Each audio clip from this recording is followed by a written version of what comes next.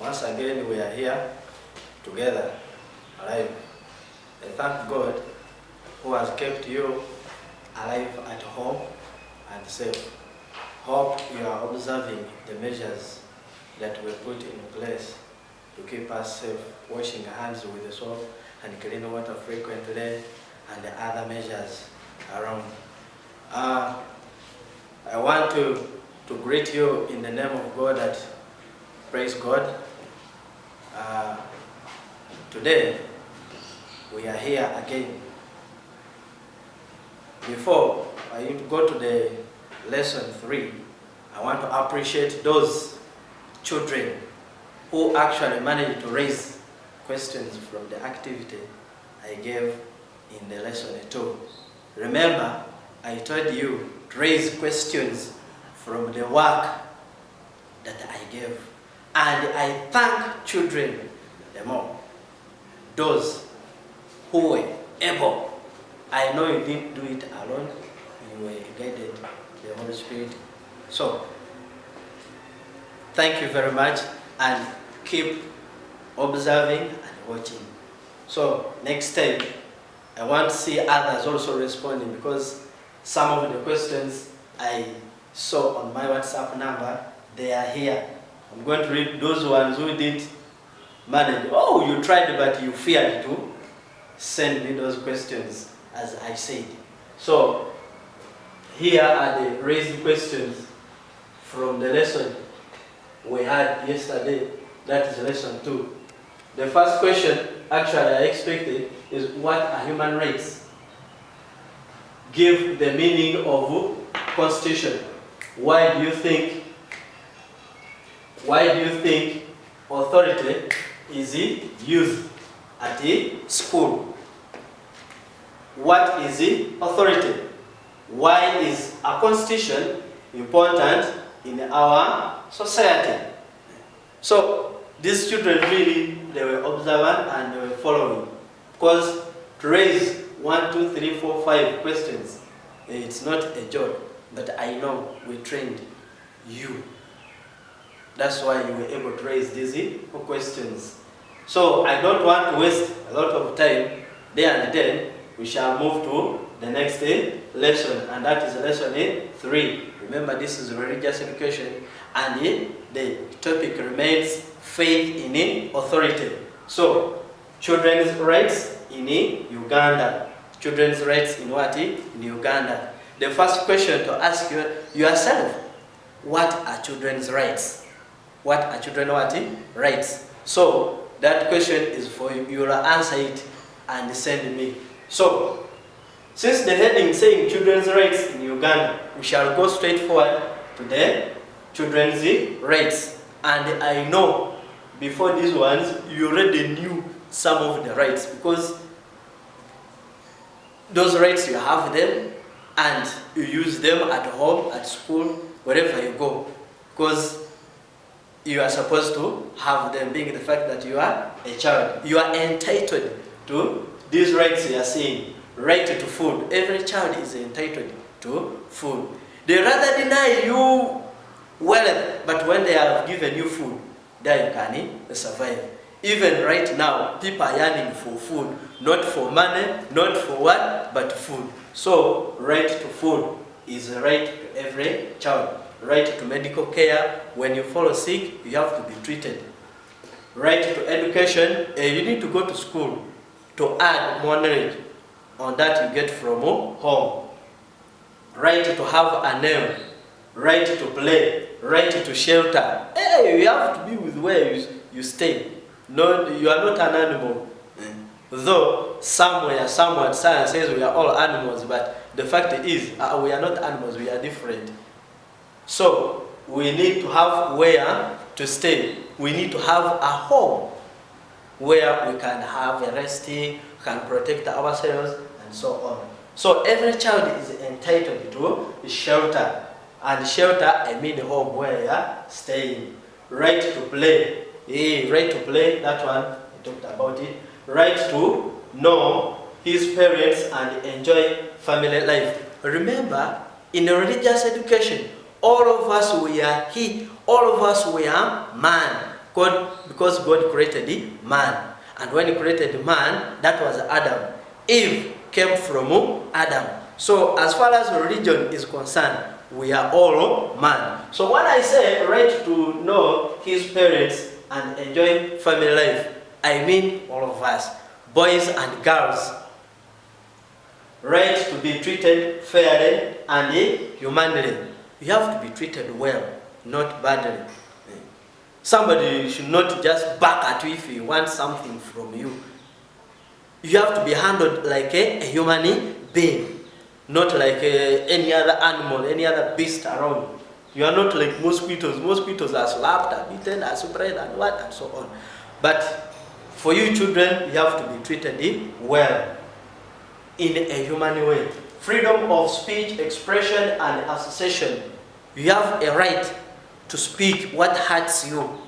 You have to express your feelings to your parents, the religious leaders, elders, and the other people concerned. Those whom you think they are helpful to you, they are the ones you have to tell your feelings. Freely, you have to express them so that they can help you. You are free to associate with anybody you feel like, as long as it's good to you. That is the freedom of association. Right to be protected from all forms of abuse and exploitation. Anything that abuses you, you have to be free from it. And anybody you suspect that might abuse you, that one you report there and then. So you have to be free from all kinds of abuse. You have to be protected. Then we go to child abuse. Child abuse. Child abuse. Child abuse. This is to abuse your rights. To abuse what? Your rights. And I know you have prior knowledge about child abuse. And that question is there for you. Still, I will tell you to raise questions from this work and send me to prove that really you have understood the content. So, child abuse. Child abuse, the denial of children's rights. That one I've cheated for you. So, you have to be so listen. Now, we shall go straight forward to the heading, which says common child abuse. These child abuse are common everywhere around you. They begin from home, in the community, in the society, in the district, in the region, and the country at large. So, we have child sacrifice. Child sacrifice. This is taking your life. There are people who think that you are not entitled to life. The life you have is bad. They are the only one to have life, but for you, you don't need life. So they come and take it. Child labor, that is giving you heavy work, which is beyond your age. You are too small, you are given hard work, carry this, do this, you are not even resting. So too much work for you. That's what that one turns to child labor. Denial of education, food, shelter, clothing, and medical care. These are some of the basic needs. Remember, as a child, you need these basic needs of life. Without these, life cannot move on well. So you need food, you need shelter, you need clothes on your body. So if all of that you are denied, sincerely speaking, you cannot feel well. You don't feel yourself, you feel out of place. You can even get other feelings that can lead you to make a suicide. So once you are denied all this, that one is body image before God. Child kidnapping, call it child abduction. Most of you know kidnapping is for only children. But I want to tell you that kidnapping, even big people are kidnapped. But this is to children, only children. So when I say child kidnapping or child abduction, I mean children who are stolen, children who are taken from nowhere. You see a child is lost, you think the child has gone to auntie's place, Jaja's place, 3 days, 4 days a week, you are not seeing the child. But they took the child. So, child kidnapping. And these children, most of those children who don't listen to their parents, They tell them sit at home, they move there and then moving on the streets at night alone in very quiet places. So such children, if they are found there by people or rebels, they take them. Corporal punishment. Corporal punishment. This one is referred to as overbeating. These days, if they overcane you, they give like 20 strokes of canes. That one turns to corporal punishment. Call it overbeating. At first, we used the term called child battering, but these days it is overbeating or corporal punishment. Once you are given more than 20, that is corporal punishment. You need to be given, if you have done anything wrong and they need to discipline you, they give you only 3, 5, that's all. Defilement. That is falling in love with somebody who is above 18. You are young, you are a child. Remember that a child is a person who is below 18 years of age. In Uganda here, so when a child falls in love with someone who is above 18 years, who is mature, 60, but you hear cases, a man, they quote a man with a girl, a man of 70 years with a girl of 15 years. That is what we call defilement. Over age with the under age. So we have ways in which we can respect our other people. Ways in which we can respect other people. There are very many ways we can respect other people. To mention, avoiding murder, theft, abortion, and torture. Just withdraw from taking people's lives. Leave that. Because God doesn't want us to take other people's lives. Theft, don't take what does not belong to you. Abortion, you girls who get pregnant when you are not ready, don't remove those pregnancies because you are killing. Abortion is to remove the pregnancy. So you are killing that baby inside. Is also a human being. So avoid that. To respect that baby inside you. Torture.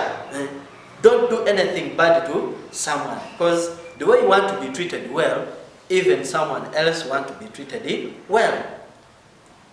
Respecting other people's property. The more you respect other people's property, the more they respect your property. Sensitizing people about their rights through newspapers, television, and radios. They are children who are there. They are not aware that they have to get all of these rights. They have to be informed through televisions, radios, newspapers, and the simple means of communication that these children can afford. Respecting tribal differences, religion, members of the opposite sex.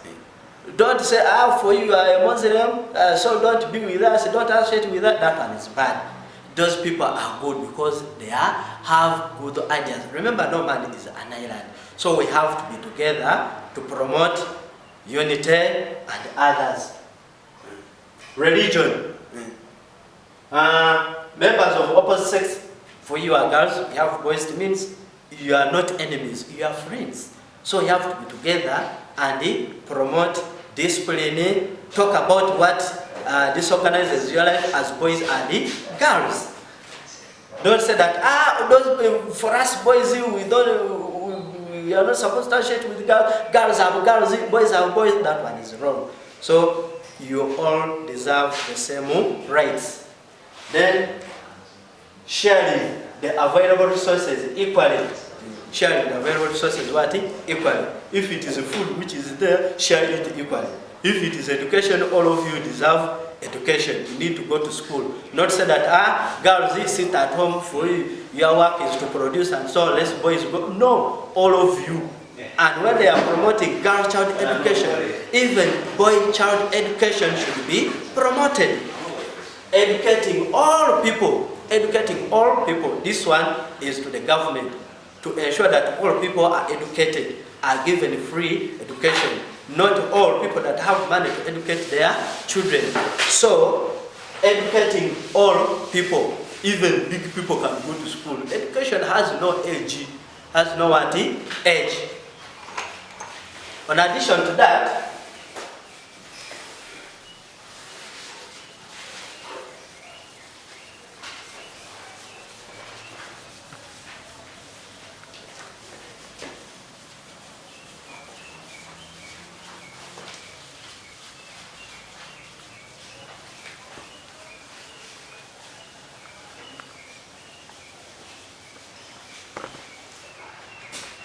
finally,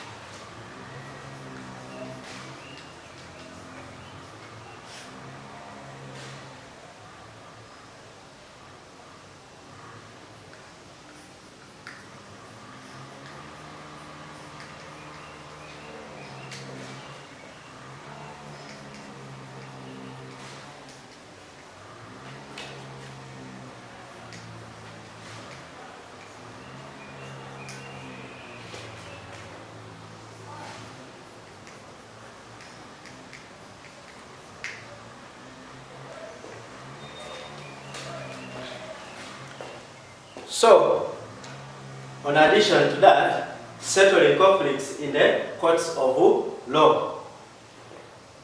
Anything that has gone wrong, they have encroached on your land, they are taking your property. Report those cases in the courts of law. Not to involve in violence. Someone has attacked you, you also go and attack, you revenge. Just go to the courts of law, you report your case, they call that person, your counterpart, you sit and settle. If it is land issues, you settle everything from there with the help of the government. When I talk of government, the government is big. It has three bodies or organs: legislature, judiciary, whatever. So you can go to the judiciary part and you'll be helped, not to fuel violence. Treating all people fairly and good. When I talk about people, you are among people. Being the fact that you are children, but you are people. You are humans. You have to be treated equally. Not say that boys go away. We want only girls. What do you want to do? Let boys also be there.